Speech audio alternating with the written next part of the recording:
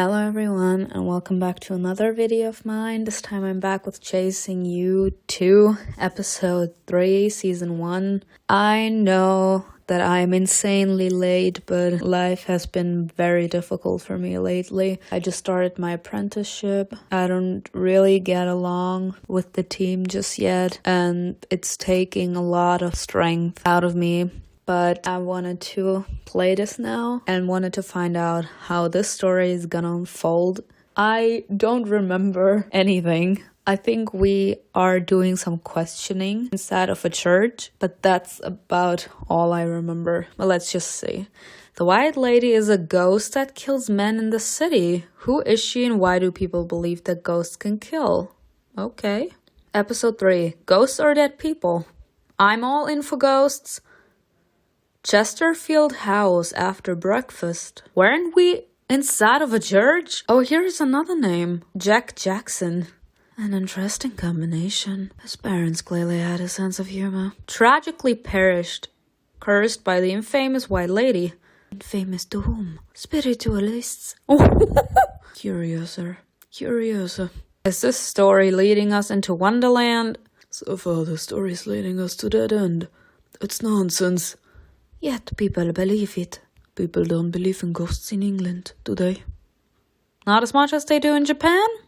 We believe that spirits are an integral part of this world. Alexander took a loud sip of tea, drawing attention to himself. He's doing this on purpose. He's like, bitch, we are wasting time. You're a man of logic. How can you believe in ghosts? Especially ghosts who go on a killing spree. From what I've learned, they believe in ghosts in England too, despite any religious beliefs. Alexander frowned and began speaking in an imitation of a local accent. Excuse you. Oh. What am I seeing here? Many years ago, the White Lady was a faithful wife and a wonderful mother. She lived for a family and was endlessly devoted to her husband. Oh my god. Oh! Not them pulling a Kali Hall of Darkness here. He didn't realize how fortunate he was and sought pleasure at the bottom of a bottle. It was cruel to her and the children, but she believed that he would change. That's the first red flag, and that's the first mistake you did, girl. One day as she returned from the market, she saw him in an alley with a young woman. She yelled at him angrily and called him a vile cheat. Anger engulfed him, and the White Lady saw death in his eyes. Oh my god. The White Lady ran, but he caught up with her and struck her on the head in anger. She died that same evening. They buried her quietly, without ceremony. Wow. Alright. Yet she returned. She continued to return for 3 days until he died. Period. That's how it's been ever since. If there were ever disagreements and infidelity in a family, the White Lady would appear and confront the man. Alright. Honestly, I have the feeling that it's 50-50. Like, there's 50% truth in this and 50% lie in this. Like, you can't tell me that this is all fake.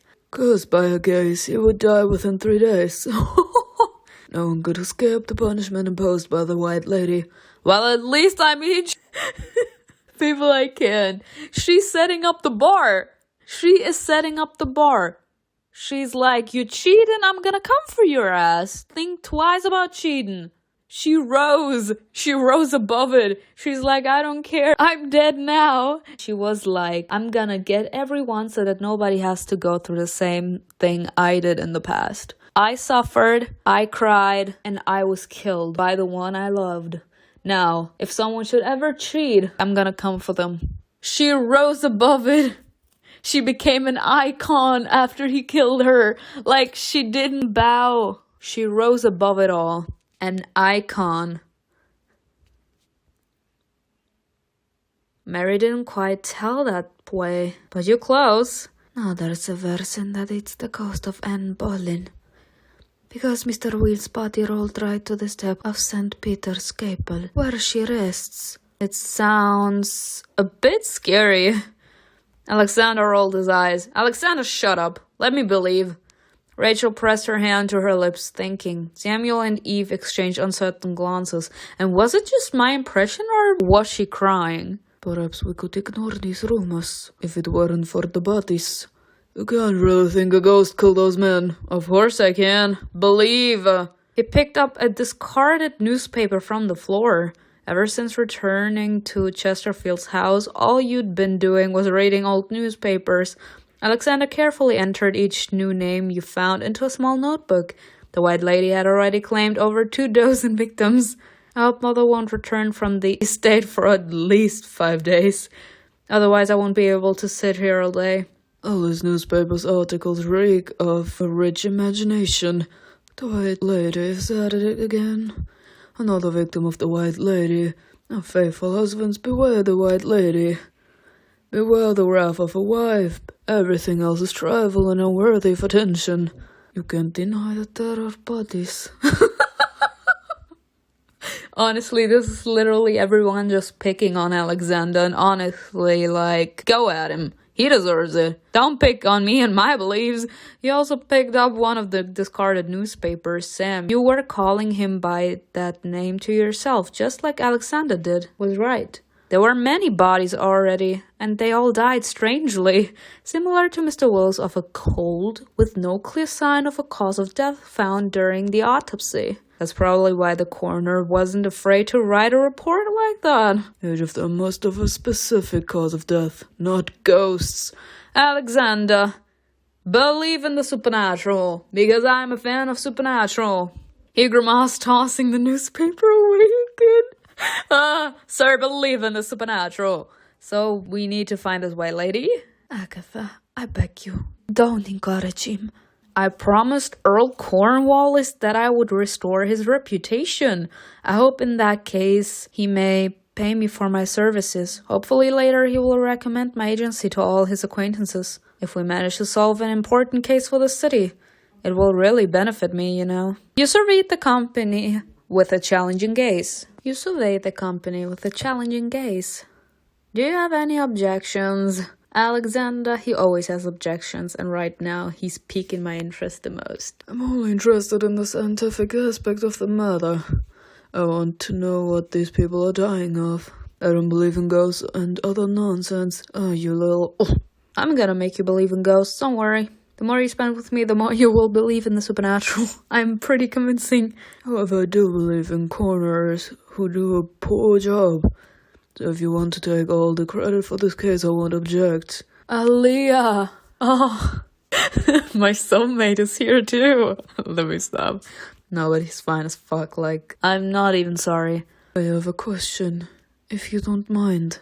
You carefully placed a white envelope on the table in front of you. You didn't rush to open it. What is this?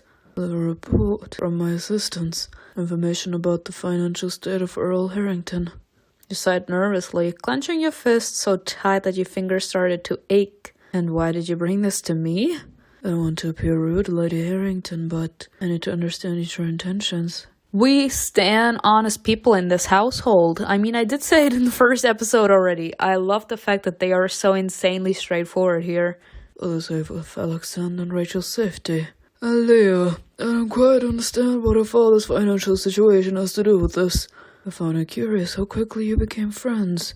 That's the only reason. Ellia, are you questioning my motives? I mean, she has hidden motives, but I don't. I'm just insanely curious, and I don't want people to die in my arms. I feel responsible for them. That man did die in our arms. I want to know what's the tea here. You felt Eve's hand gently rest on your back. We can leave. You don't have to explain anything. You shook your head, straightening your back with pride. I will tell you everything. I have nothing to hide. Me. At least not from the Duke and the Princess. It will be a long story. Very long. Rachel was about to say something, then changed her mind. All eyes were on you. We're taking you all the way back. Shock me. How much money? All of it. You grabbed onto the edge of a chair, trying to steady yourself on your weakened legs. Or were we robbed? The Earl stared thoughtfully out the window, chewing on his lower lip. You still have nothing left. The castle in Scotland. Alveston, of course. Although Alveston doesn't bring in much money. Perhaps we'll have to sell it as well. You wouldn't dare sell my childhood home. Mother and I begged you not to give the money to those crooks. How could you? You've condemned us to poverty. Alright, so we're insanely poor. Okay. The Earl slammed his fist on the table, his face turning crimson. Arrest your poor Lee Agatha. Don't you dare tell your father how to run his affairs. Sir, I'm sorry. I don't give a damn if you're my father or not. You didn't just sell your soul to the devil, but also mine, We're in the same boat. If you condemned yourself to poverty, then you also condemned me to poverty. I'm your daughter. If you die, they're gonna come after me, because I'm your daughter. You condemned me too. I have every right to be mad at you. You flinched in fear, but quickly regained your composure. Nah, this bitch is going down. He condemned my life in poverty. If my father lacks common sense, what else am I supposed to do? That. How are we going to live? How? I'm selling the house in London. You and your mother will live in Elliston. Well, it's still in opposition, of course. I will go to Scotland and try to sort things out there. You said that our lands in Scotland were useless. You finally sat down, feeling deflated. London, the city of dreams, the city from your mother's stories, the place where your mother bloomed again, where she started smiling. Since you bought that house, you felt like you had a happy family. There were walks along the riverbank, window shopping, lunches with your mother's old friends. Now it was back to seclusion, to Elveston, then to Scotland, in the middle of nowhere. Your mother crying from misery again, your father being perpetually gloomy again. You clenched your fists. We're not leaving London, father. The matter's settled. I've already found a buyer. You tensed. So you didn't lose the money just recently. Months ago. All this time you kept us in the dark. He chewed on his lips again, as he always did when he felt guilty. Honestly, I can't rely on you. Technically, he has been in the known 3 months already that we have no money left, and he left us in belief that everything would be fine. And he wouldn't have told us, if we wouldn't have confronted him, because this actually looks like a confrontation. So he wouldn't have told us himself. And we would have just known when people would have, shown up and would have showed us the papers that confirmed that the house had been sold. And he's actually telling us to go somewhere else because he sold the house we're living in right now. Are we even hearing this? You're throwing us out of our house because you were incapable enough to deal with money. Because you were playing with fortune. Nice one, Dad. You're terrible, father. Simply terrible. Well, young lady. I will have to take matters into my own hands. You stood up proud and upright like a soldier. Father, give me a year. I beg you. 1 year in London. I'll come up with something. I'll find a way out. I'll probably arrest you. He looked at you with tenderness and sadness. So what will he come up with, my darling? A thought crept into your mind. Your dear Vidocq never gave up, and neither will I. The Earl sighed heavily and ran his fingers along the cabinet where Vidocq's letters were kept. I'll rent a modest house for you, just for 1 year. We don't have enough money for more. After a year, you'll either get married or join me in Scotland. Or I will find the money and we will live happily in London again. Yes, of course. He stood up, avoiding eye contact, and mumbled. It seems it's time for dinner. I'll check how things are going. He remained seated, feeling crushed and exhausted like never before. Just after he left, Eve entered the study. Is it as bad as we thought? Even worse. What are we going to do? I have an idea. You glanced at the door furtively and reached for the handle of the cabinet. What did she take out? Vidocq's letters. Father would often read them to me. Eugene Francis Vidocq, the great criminal, and he picked up a stack of letters and slowly went through them one by one. The great detective, his secrets are in these letters. He often shared his wisdom with my father. Remember? Maybe we can find what we need in here.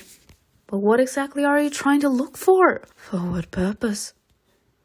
To become the first female detective in London. And earn a lot of money from it. Hope burned in your chest. You had always dreamed of that. To be like Vidocq.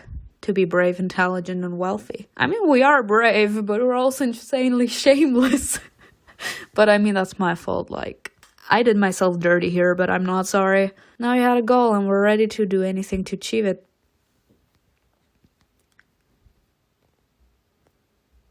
My mother spends most of her time at her friends' country houses. She hopes to marry me off, but I won't go with her.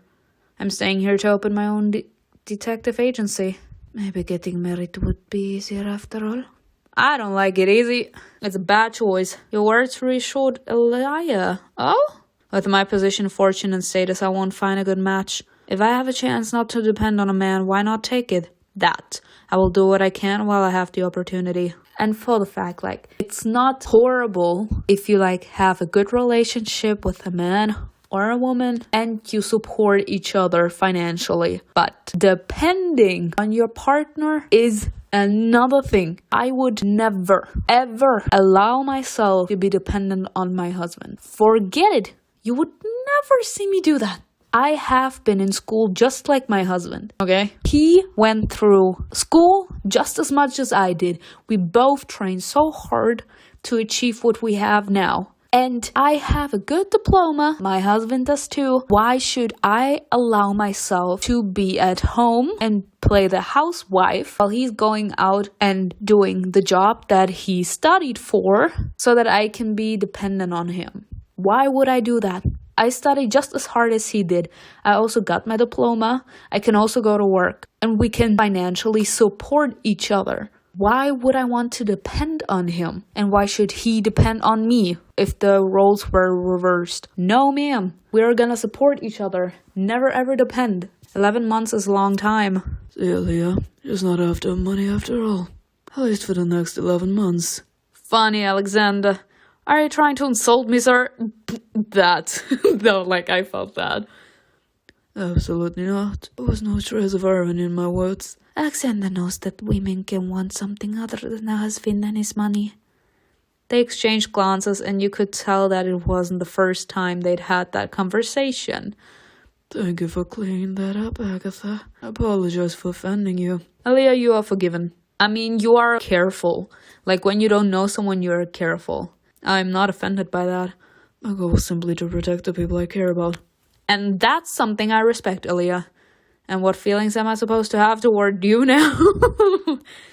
Fear and wariness at the least, don't you think?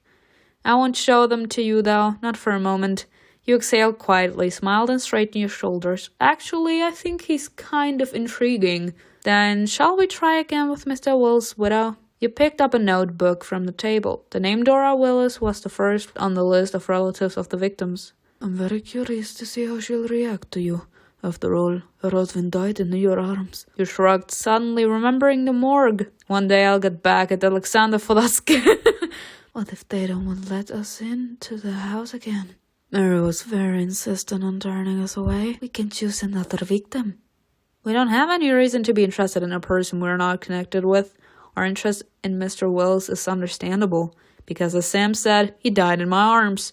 Alexander smiled widely, Sam sighed heavily. Are you all going to call me that? Yes. Well, you have to admit that it's convenient. Sam looked up at the ceiling in a grimace of exhaustion and resignation. You changed the subject quickly. I suggest we sneak in, go to the funeral, pay her a visit. I don't think that we should go to a funeral if we have nothing to do there, but pay her a visit. It didn't work the first time. We need to find a way to avoid Mary. She can't possibly keep lurking around the widow's house forever, can she? Maybe we can just go to the funeral. Isn't that a little too shameless though, Sam? Everyone looked at him.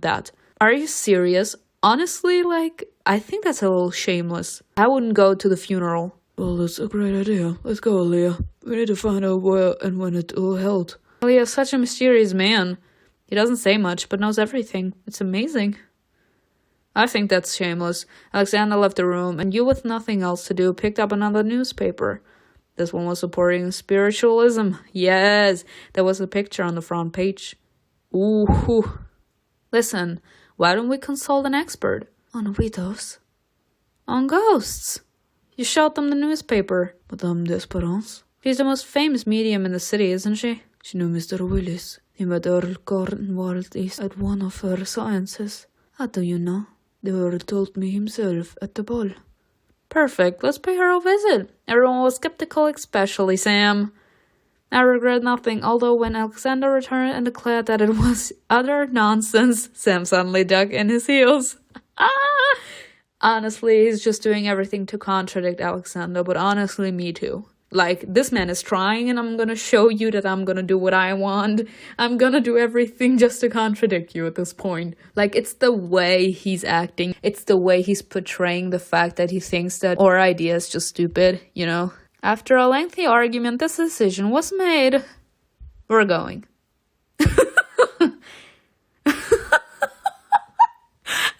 Alexander. Shut up. You love me. This was a terrible idea. Oh, it was a beautiful idea. Your idea was to sit and wait for the funeral. Patumps. That's a burn. That's a burn, Alexander. That idea with the funeral was insanely shameless. Second, you are not gonna get anything out of it. This is better. Is it a medium? Yes, that's a brilliant solution. Thank you. She has all the answers. Thank you.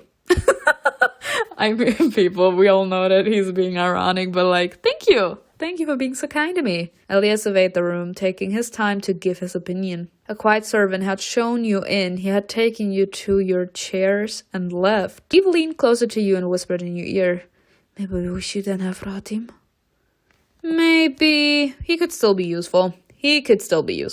Alexander's pleased but slightly annoyed. I don't care. Be annoyed all you want. It's making you look even more attractive. After all, he was the one who managed to get us an appointment at such short notice. Who knows what other privileges his company might bring us? Alright, I keep on forgetting that he's royalty. I heard that. I love you too. You have an excellent hearing, unfortunately. Ooh, Rachel. Ladies and gentlemen, welcome to the House of Shadows. Madame d'Esperance emerged from the doorway, spreading her arms widely like the Redeemer. Behind her, a dimly lit room shimmered mysteriously. Uh-oh. You will find answers to your questions here. What is her blank working on now? Madame looked at him with sympathy and reproach. I'm pleased to have you in our house, Your Highness. Have you come to expose me? Why would you think that, Madame Esperance? Maybe people of science consider it a duty to prove that I'm a fraud. Stories are circulating about your pursuit of knowledge. I regret nothing. It was a pleasure to listen to her. She spoke slowly, with pose pronouncing each word clearly. People, I am so good. Like, honestly, I was just like confused which voice to give her, but like, damn, that was a good one. We won't let him disrespect you, madame. I really want to speak with a ghost. In that case, the shadows beckon you. She smiled and gestured, inviting you to sit at the table. Remembering your manners, you all greeted her politely. Shocked me. As you took your place, you felt uneasy. The atmosphere in the house was unnerving. It put you on edge. Madame sat down last, after observing each of you carefully. Before we begin, I must prepare you for your encounter with the spirit world. She picked up a bowl of oil from the table and passed it to each of you in return. The oil will protect you from the harmful influence of evil spirits. Rub it in your neck and throat. You dipped your fingertips into the oil and put the oil on your neck. Wiped them discreetly on the tablecloth. You know what? Why not? The scent is familiar. It smells like my mother's eye drops. Making sure everyone complied, Madame continued. Whatever happens during the songs, do not be frightened. Do not stand up. Do not lift your hands off the table. Before engaging in conversation with the spirit, greet it. Remember, you're safe as long as you follow all the rules. What kind of expression is that? Please place the tips of your fingers on the table and curve your palms like this. She demonstrated the gesture. When you all positioned your hands correctly, she nodded. Let's begin. Oh, that's Ellia. Oh, okay. Oh, okay. What is this? Okay. Okay, I am weak.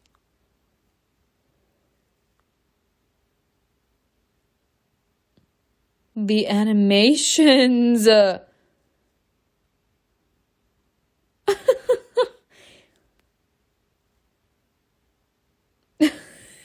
It's the facial expression.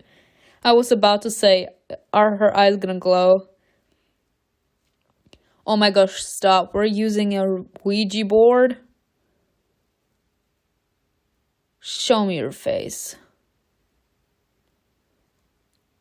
Honestly, yes, Queen. Damn, that was insane.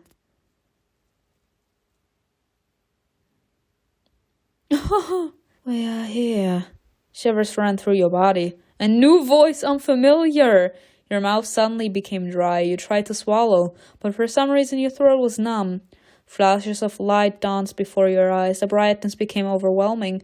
Your heart raced faster with fear. The room became several degrees colder. You shivered and said timidly, "Welcome, spirit." Everyone repeated after you, even Alexander, though his expression remained displeased. What do you seek, living ones? Your heart pounded so intensely that it was difficult for you to speak. What if this is all real? It is. What if spirits have come to us? What if we are investigating a genuine supernatural event? Then thank you, God. You looked at Alexander. He appeared almost calm, though his eyes were narrowed in suspicion. His expression immediately reassured you. If that's the case, then I will find out the truth and keep calm.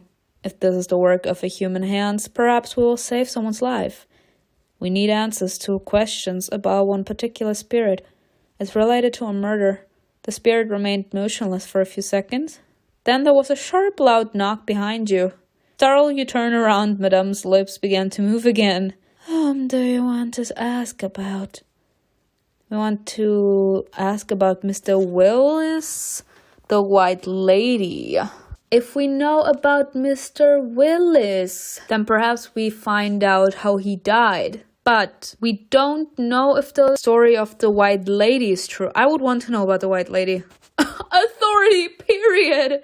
Like, I would want to know about her, because if her story is true, then that means that all of these murders are all connected to what Alexander is saying is a myth. The spirit nodded slowly. Madame's fingers began to sift through a tray of sand. They moved faster and faster with unnatural flexibility for a human. Trembling with fear, you leaned back. The spirit stared directly at you, its eyes fixed on yours. The sand shifted in an airy silence. You trembled all over, using sheer willpower to stay where you were. Use the willpower, girl. You all know what I think about the willpower. Suddenly, there was a whisper in your ear. If something goes wrong, anything, have a gun and holy water. Ellia. Honestly, slay me, sir. It's not the gun for me, it's the holy water for me. Like, he's actually saying I'm gonna purify her before I kill her. What is this? I'm weak with Ellia. I promise, Agatha. You will be fine. Without looking at Ellia, you nodded. The shivers didn't stop, but now you weren't paralyzed by fear. You said, stuttering slightly, "Please tell us about her. About how she kills people. This ghost." Ah, ghosts. What do you know about ghosts? Can you distinguish a ghost from a shadow? Can you look into the eyes of one of us? Her hand suddenly slammed on the table. Damn, girl. She leaned across it toward you. You didn't scream because your throat constricted with terror. Minus logic. Magros wriggled in the depth of her eyes. You felt yourself slipping into unconsciousness. Minus intuition. I'm looking into your eyes. The spirit laughed. A howl of echoes ran around the room. Can someone tell me why I'm losing points? The White Lady is no myth, my dear.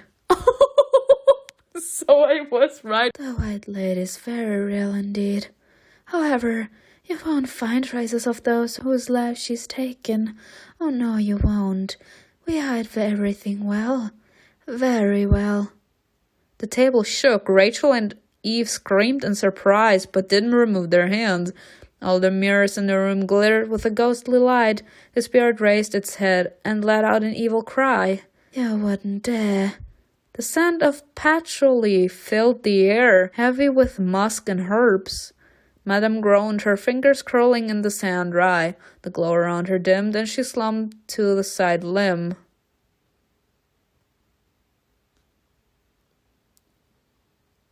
Oh, White Lady! Oh my god, alright. Why do you seek me, living ones? I think the sounds has taken a wrong turn. People like, I cannot. This is way too hilarious. We're jumping from one ghost to the other. I think the sounds has taken a wrong turn. You all exchanged glances. Madame remained unconscious. We need to greet her.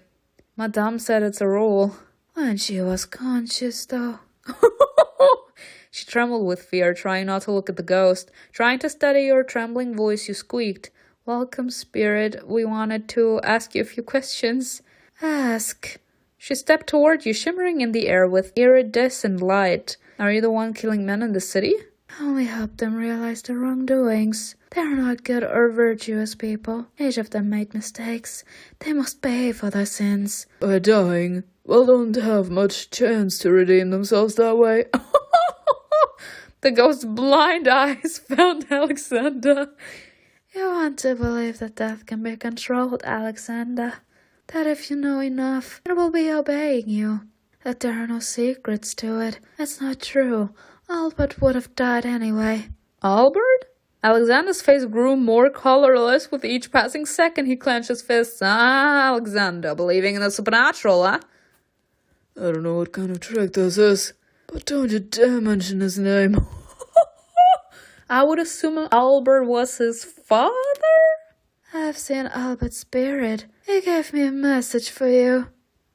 Alexander sprang to his feet. You all gasped in fear. He longed across the table, trying to grab the ghost's hand. The white lady's mouth opened in a silent scream. There was a crash, and the lady vanished. Are you nuts?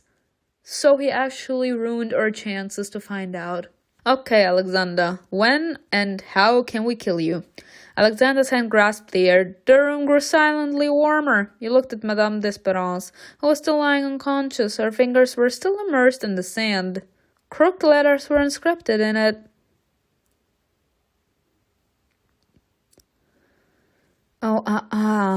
Chesterfield Garden, 2 days later.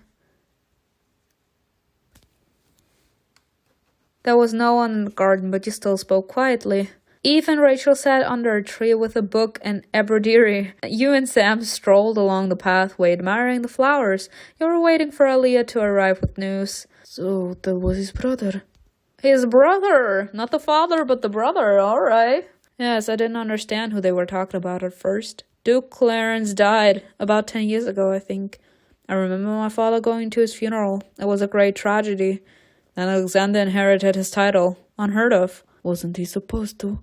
No, certainly not, but I don't know what happened. I was very young then and not interested in such matters. Sam nodded, pensively looking at a drooping daisy. I didn't like the signs after all. Are you talking about Madame? Or is it about the white lady? 100%. Yes and no. He tried to straighten the daisy, but it dropped its head again. What do you mean? Sam bent down and plucked a daisy. He looked at it thoughtfully, carefully set it aside on the edge of the path, and then plucked another one. He reached for your hair, then froze midway embarrassed. Sam coughed and handed you the flower awkwardly. It all looked like there's a word for it. Ah, yes. Bedlam. First one goes, then another. Madame loses consciousness. That. Then she rouses, but remembers nothing. Lastly, she chases us out as if we did something wrong. It seemed to me that she looked frightened. You twirled the daisy in your fingers, pondering over his words. Honestly, though, maybe she chased them out because no calling upon the dead has ever been capable to knock her out. So when she realized that she was knocked out, as in unconscious, she asked them all to leave. Because she's like, yeah, you are playing with powers that are higher than what you can understand. I won't deny the sounds one strangely. I'm still not so sure how real it was. It all seems very convincing. His voice quivered slightly, but you couldn't tell if it was from fear or doubt. I think that it was all real. Oh, very real. It would have been very difficult to deceive all 6 of us. Even Alexander spoke to the ghost as if it was a real being, despite insisting before the science that they didn't exist. What she said about Alexander bothered me. About him wanting to control death? Yes, it felt very personal, don't you think? Did you find it strange that she gave us the answer we needed? The one we were looking for, the white lady does actually kill people. More importantly, do you remember what she said about the dead? You won't find them. We hide them well. It's as if she was laughing in our faces, hiding behind the mask of the ghosts. Or maybe the ghost itself was laughing at us. A shiver ran down your spine at the memory. After all, even if they were just tricks, the signs looked impressive. A suspicion flickered in Sam's eyes. So you're implying? Yes, I think Madame d'Esperance is connected to the story somehow.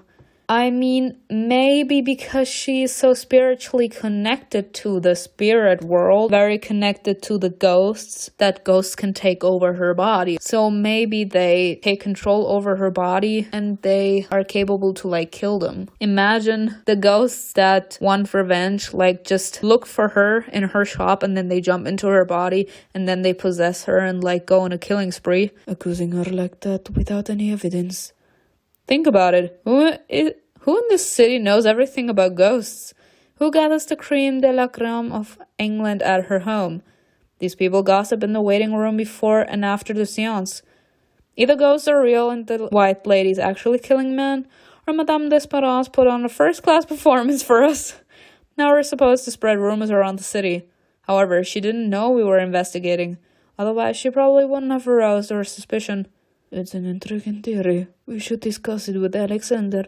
I doubt that you can talk to him right now. It pretty much shook him. You nodded and looked toward the house. Ellia was walking toward you. Rachel and Eve stood up and approached you too. What happened? Good morning, ladies. Samuel, it's time to go. Funeral carriage is almost ready. We need to call Alexander. I doubt that he's ready. She glanced reluctantly at the far corner of the garden. Since the seance, Alexander had been gloomy and sharp. It probably hit him. It was impossible to talk to him. No wonder Rachel didn't want to approach him. I will fetch him. Rachel's eyes immediately lit up with gratitude. Oh, you don't have to. I'm used to his moods by now. She mumbled it purely out of politeness as she stepped back. If he doesn't open the door, call me. I'll take care of it. I like Rachel. She's so cute. You nodded, not knowing whether to sympathize with her yourself or with her. The whole group headed toward the house, and you went to Alexander's laboratory.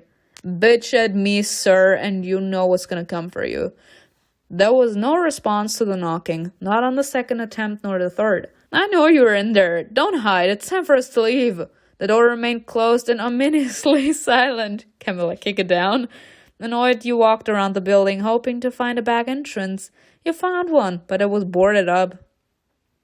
You pounded your fist on the door, hoping for a response, but to no avail. Returning to the main entrance, you shouted loudly, I'll get you out of here anyway, hermit. Ooh! Not a single sound came from behind the door. So you went around the building again. This time you discovered another way in. Oh gosh, through a window. I hope no one sees me doing this. Oh my god. Lifting your skirts, you climbed up a tree. I mean, we gotta give it to her. Like, she does not give up. After all, you could do it in your childhood. Why couldn't you do it now? Because you didn't have heels? No one could see you anyway. I didn't waste much as I do now. When you reached a window, you climbed onto its ledge, slowly pushing the glass open. You eased yourself into the gap and fell into the room. If we fall down on him, please. Alexander appeared between you and the floor. Later, you realized that he had seen you climbing and had come to help. Oh, really? Look at that broken mirror. However, at that moment, all you saw was the approaching floor and Alexander's outstretched arms. You crashed right into him, nearly toppling both of you over. Alexander only managed to stay on his feet because he fell back against the stair rail. He straightened up, caught you in a mere secure hold inside. As getting into absurd situations you past time last, Lady Harrington. His voice sounded strained, but that was understandable considering that you were clinging to his neck. Easing your grip slightly, you pressed your hands against his chest. Let go! No. Why? Your eyes widened in surprise. He smirked. He walked toward the table at the center of the room. Something crackled under his feet. You looked down. The entire floor was littered with shattered mirrors, both large and small. Alexander walked over them as if nothing had happened, holding you firmly in his embrace. What happened here? A failed experiment. Oh, I thought that was her. Okay, never mind. He sat you down on the table. Your cheek grazed against his and he moved away. You locked eyes with each other, unable to bear you to turn away first. What a strange experiment. As strange as it gets. Why did you come here? It's time to go to the funeral. Ellia has returned. The shattered mirror fragments on the floor had turned the room into a web of reflections, and reflections of reflections. Alexander's face appeared thousands of times within them.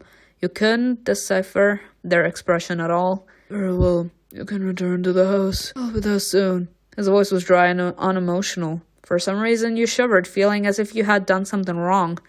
The next choice may end the scene. Are you angry because of this seance? Alexander remained silent for a while, giving you a stern look.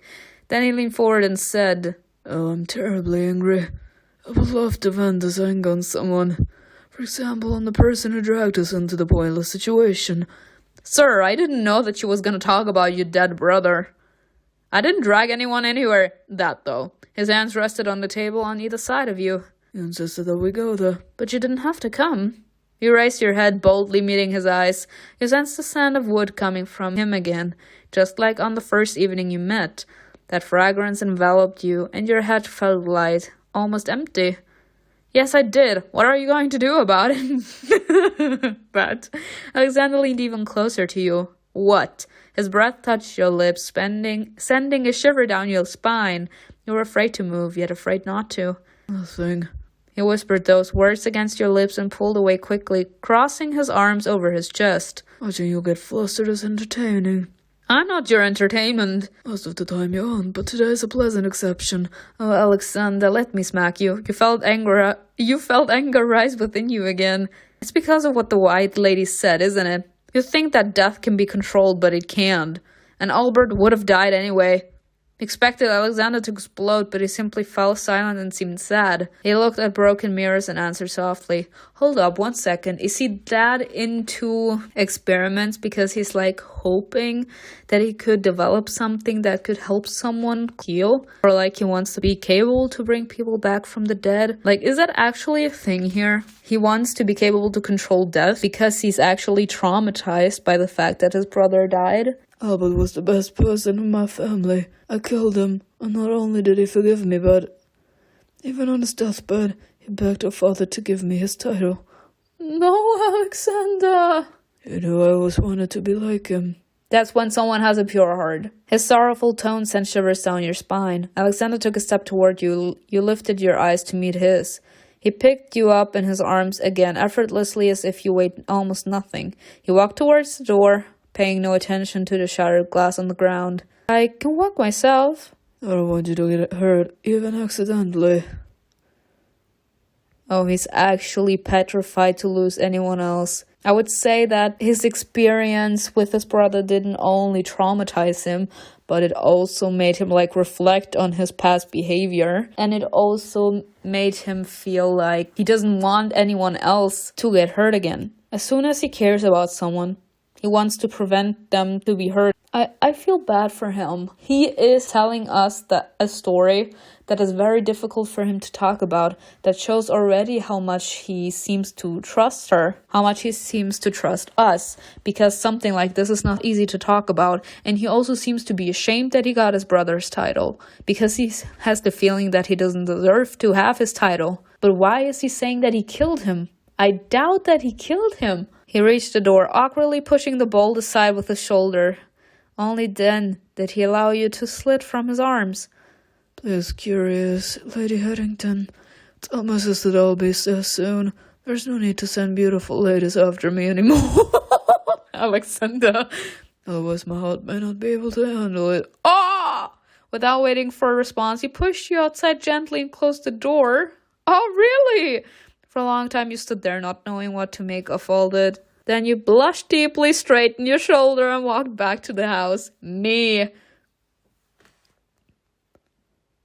Jules. Do you think we're burdening Rachel? No, she was the one who offered to pay for a tailor for you. Besides, you hardly have black dresses. You sighed and... Oh my god, okay. Ooh. This one.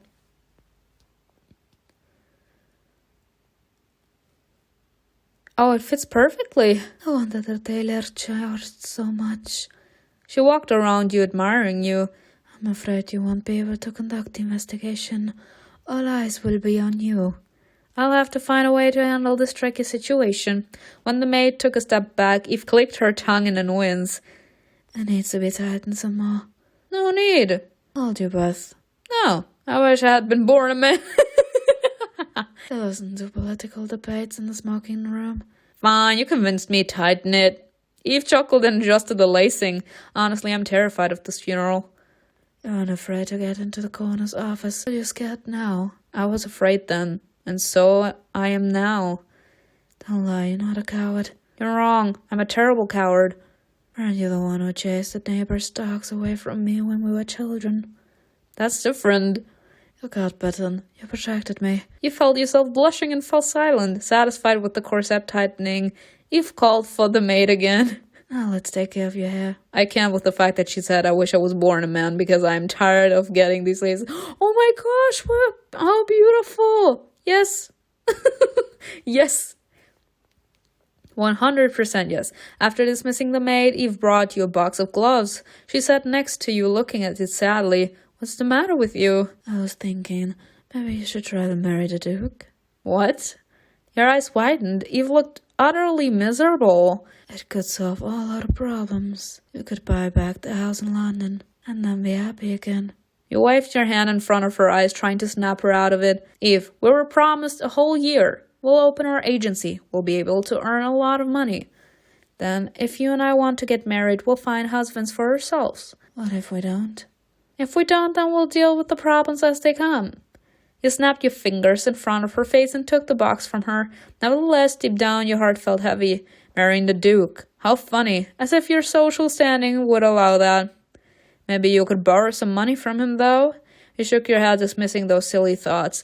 You know, I can understand her internal struggles because it's like she knows that it's a lot of money that she needs. And she knows that in order to be capable to pull it off, she needs that money ASAP. But being capable to be a successful firm, it needs time. All success needs time. You need to build up a reputation, a good one, and then slowly people are gonna come for you and ask for your help, The Duke could help her, but she doesn't want to.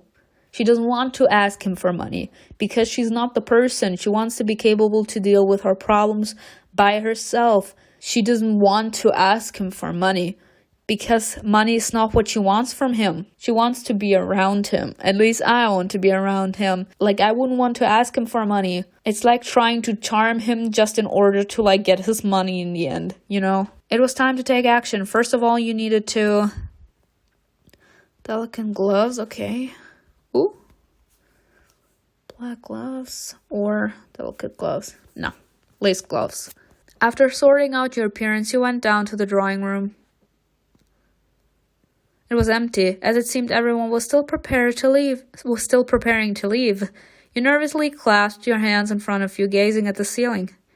Do you think this is a dangerous affair? Funerals? No, unless you're the one being buried. Oh, Vidok always wrote to my father about dangerous and ambitious. What if someone is waiting for us at the cemetery?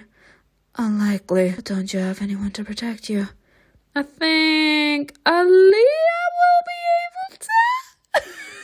I'm so sorry. I will protect myself. Honestly, we all stand a confident and independent woman. But honestly, Ellia will be able to. Let's go. Let's go. Let's take him for once. Ellia appreciates your trust. Do you think so? He appeared from behind you as quiet as a cat. Turning your head, you locked eyes with him, and for some reason you blushed. Quiet and reserved, he looked at you a little too intensely, too keenly. You look like a man capable of protecting someone. And wounding them. Oh, that's him saying be careful. I can be both. I can be a charmer and I can be a killer. And wounding them too. This peculiar exchange of remarks was interrupted by Alexander, who entered the drawing room with Sam. My dear sister's late again as always. Keep your accusations to yourself. Oh! She entered the room elegant and slightly annoyed. Everyone is here. Excellent. Oh, Simon, go and see our dead man and his widow. Ellia, bring the car out of the garage. I'll drive myself. Our dead man? That sounds awful. So which one of them is Tora Willis? Obviously the one who looks the most distressed. Standing by the coffin. Mary's also with her, the woman who chased us away last time. Where? Oh, God. This Mary could become a problem. Only Ellia remained silent, nodding in response to her answer. Fortunately, you went unnoticed in the crowd.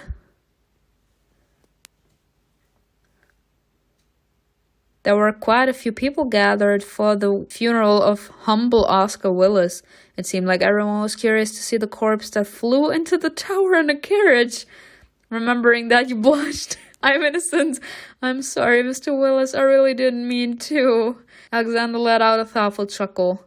Don't you think the widow is behaving strangely? What do you mean by strangely? Look, she's doing everything possible to avoid touching the coffin.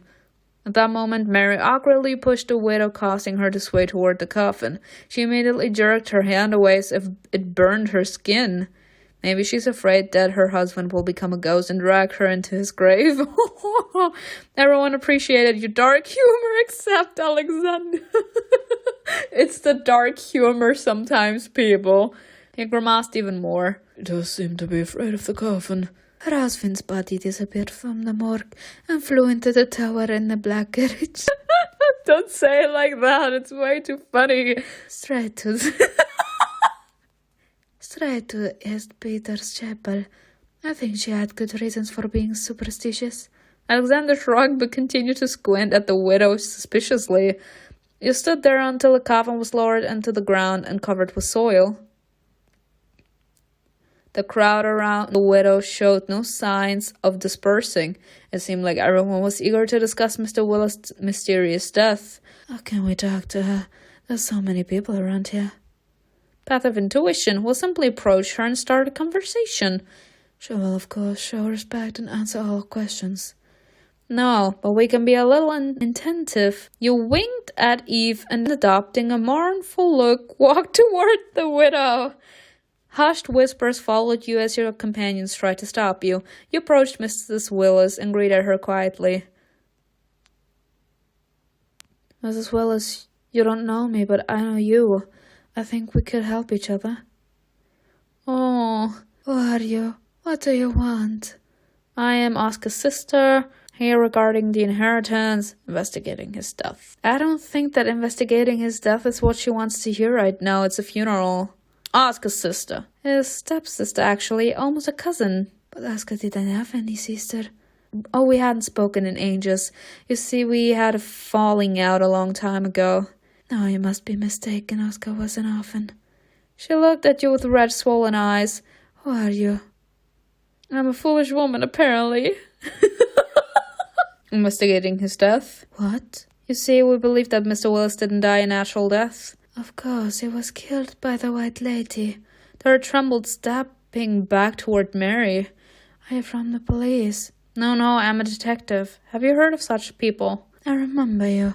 You visited us in East Dulwich. What do you want from a poor widow?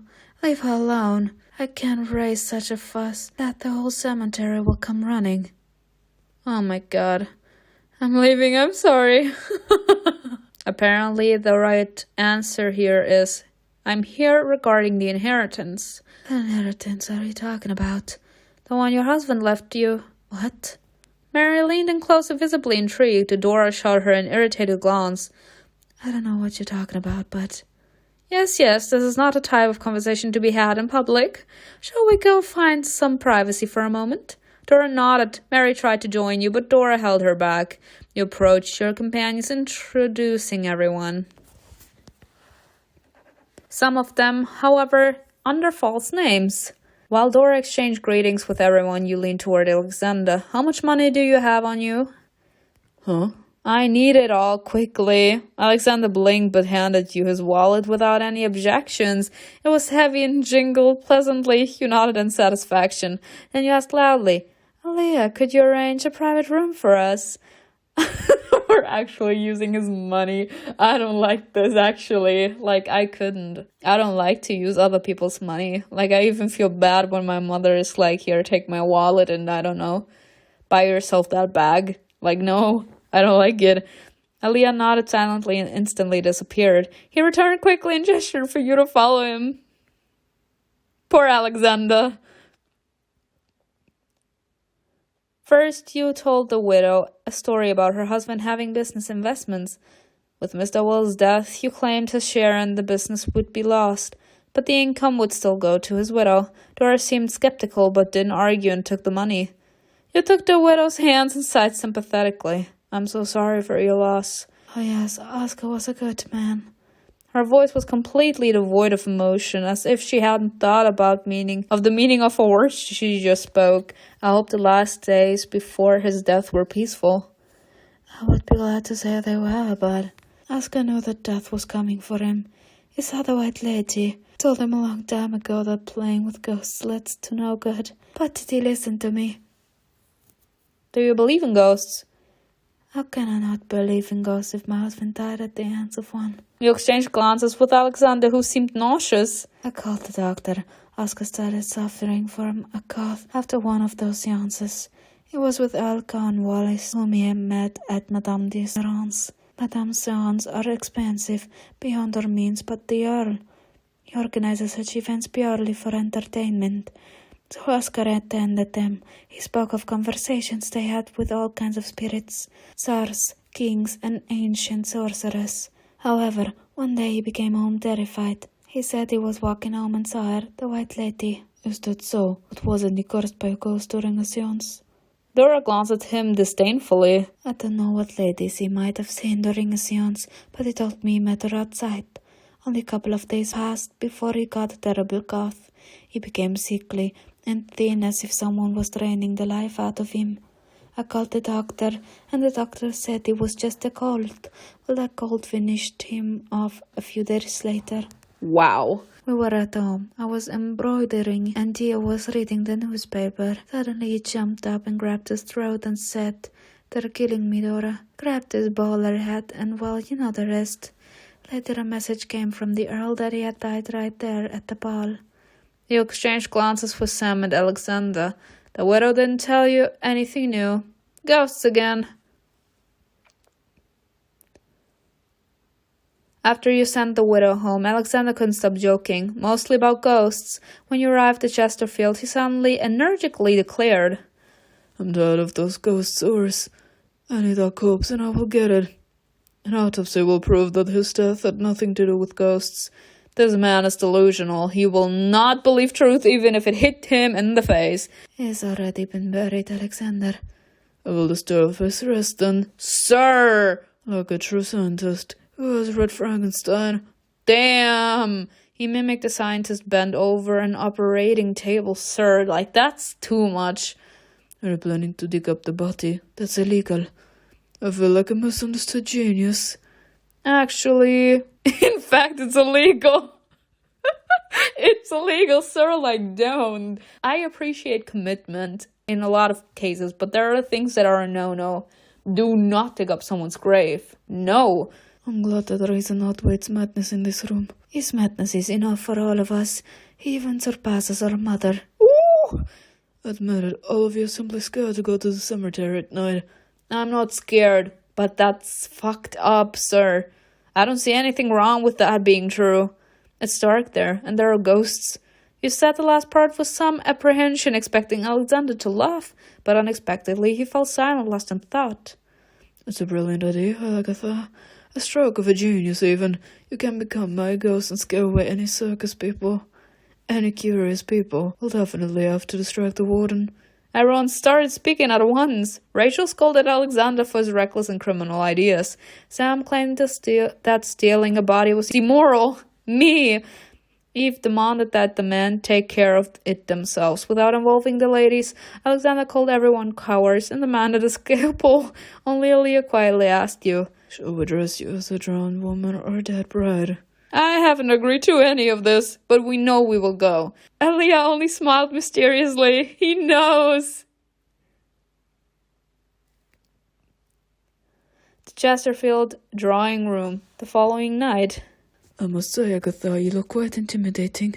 In a good way. See, I told you. He looked at you pleased. You looked at him displeased.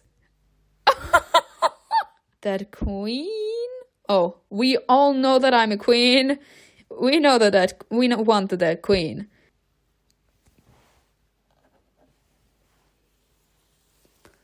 I can't believe you're actually going to do this. We need the body, and Agatha's perfect ghost. Just look at her. Even I would be scared to meet her at night. In a good way. I feel like poisoning your tea. No, my dear Agatha, that's a spouse's prerogative. Have you a more direct approach, and I have in my back. Damn. Oh, now I have a reason to seduce you, Alexander, so that I can poison your tea afterward. Something is going on between you, Alexander. That definitely. In that case, I'll check my cups carefully. Ooh, people, there's something very attractive about Alexander's confidence. You smiled disarmingly and you blushed. That scoundrel made you embarrassed again. I think we've given Eve enough time. The warden should have already had his fill. Eve had gone to the cemetery a few hours earlier. Her task was to give the cemetery warden a thank you bottle of gin. That was, of course, as a reward for the trouble you caused him by bringing the widow to the gatehouse. Alexander was counting on alcohol opening up the warden's mind to the unknown. While under its influence, the warden would definitely be scared of your ghost. You, that was. Sell the horses for me, Ellia. We're going to commit a crime. Widowick would approve. This thought washed over you with a wave of excitement and goosebumps. Breaking the law turned out to be unexpectedly fun? Oh. 22 bottles. There were. He frowned as if trying to remember, then sighed heavily. Something stirred in the darkness behind the nearest grave. Esther, who's there? I came for you. Oh, dear Lord. I am weak with this episode, but I liked it actually. I liked it. I missed this. I don't think I have anything more to say. Like, I cannot. I am starting, actually, Alexander and Ellia route, because apparently Ellia is gonna be a route. And I'm gonna leave you people to decide which one you want me to go for first. Ellia or Alexander. But yeah, that was it for today. Tell me in the comments below what you think was best and who you prefer. And I will see you in another video. Bye.